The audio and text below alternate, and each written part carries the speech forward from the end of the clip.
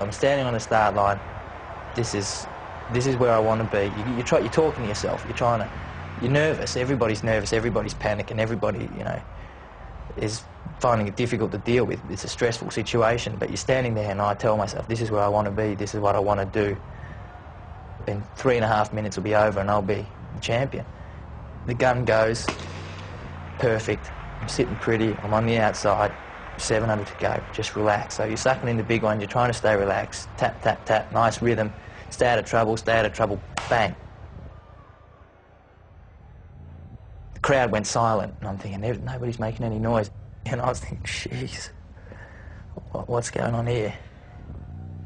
I got up and just started running. And for about 100 metres, I thought, I could get on. I could get on here. But, once the race got going with 4:50 to go, I never had a chance. I could never get involved. So the last lap, I'm thinking, I'll just hold it together, hold it together. 50 to go. Every camera in this place is going to be on my face. Don't swear when you come over the line. Don't make an idiot of yourself. I sort of jogged straight off, past the media, where there was nobody. I thought there was nobody. And let off a little bit of steam. Smashed the Powerade fridge and ripped the chair over. And I didn't know what I was doing.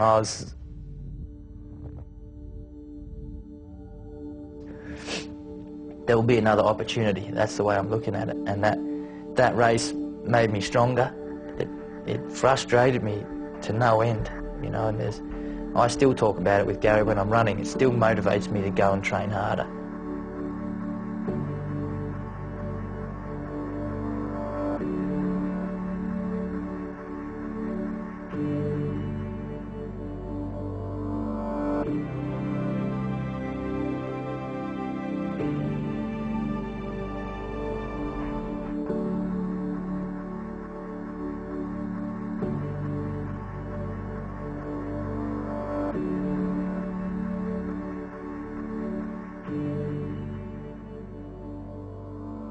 I've run some fast times, but that doesn't tend to get the same sort of exposure as performing at a major championship.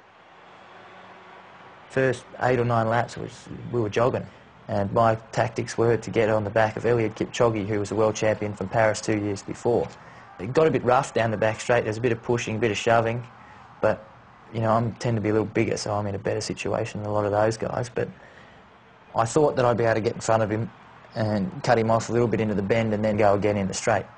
The aim is to get to the bend first and relax around the bend, because no one's going to try and attack you on the outside, because you've got to go a lot further. I didn't quite get to the lead. I got right up next to Seleshi Sahini, an Ethiopian guy.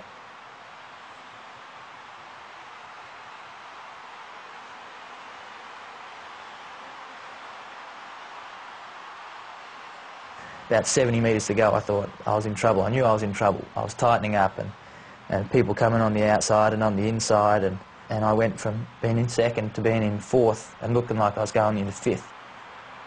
And then I just fought on, instinct, It's a strange thing when so much effort has gone into it. I don't know, you're desperate. You've got to be desperate, because everybody else that you're racing against I wanted a medal. I didn't want to go home with nothing, and I was in fourth, and I thought, shit, I'm going to get on the plane and go home with nothing. I've worked my ass off, and I got nothing to show for it. Fourth, good result, but you don't get anything for it. It's a lot easier for people to understand, the level of athlete that you are if you get a bronze medal at something like the World Championships. It was awesome to be able to stand on the start line and felt that I belonged, and to stand on the dais knowing that I'd beaten everyone by 2.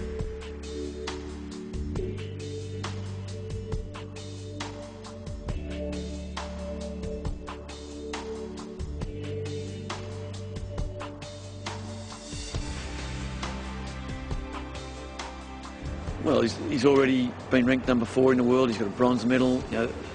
I think he's clearly the best Australian distance runner we've ever had.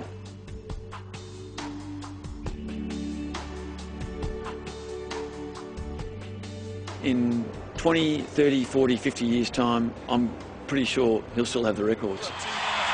Listen to that roar. And there is Craig Mottram. and he's about to take on the might of the Kenyans in the men's 5,000 metres, Steve. We knew the Commonwealth Games was going to be, there's going to be a big build-up and a lot of pressure. I was in the paper every day. I actually went down to get a takeaway pizza one night and came back and read about it in the morning paper, which was unbelievable. They didn't have what kind of pizza I had. It's barbecue chicken, if anyone was interested. I thought that I was in such good shape that it'd be very difficult for anybody in the world to beat me.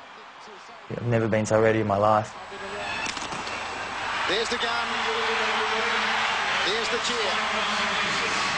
And Mottram, he's not going to get caught in the pack, Steve. He quickly has made his intention clear that he's going to make sure he stays out of traffic in the early stages. That's where I'm the most comfortable, when I'm surrounded by those kind of athletes, because they're the best in the world. This is the sort of race that Craig would want. He wouldn't want a last lap sprint as we saw in the World Championships. He wants to really take it to them over the last 3 or 4 laps if he's got the strength. 3 Kenyans were there. There was a group of Tanzanians, but they dropped. I think it was an African sandwich or something they called it on the television. And Craig is right in the middle of it at the moment. Kenya, 1, 2 and 3. Australia 4, Tanzania 5, 6 and 7. As I started to move to the front, the crowd got louder and louder, and I almost, when I hit the front, if you could zoom in on the picture there, I think I was smiling. I was hurting pretty bad, but I was smiling. Mottram now moves to third, and he now moves to second. He's throwing it down to him. This is what you've got to do. This is great running. As they move up the home straight to get the bell. The crowd's on their feet. This is an absolutely sensational race. It was unbelievable. No one has ever heard anything like it, and I'll probably never hear anything like it again in my athletic career. Scotland choking though, looks comfortable too in second place. They're lapping everybody. The crowd is on their feet. Flags are flying. It's Mottram against choking. They travel into the back for the last time.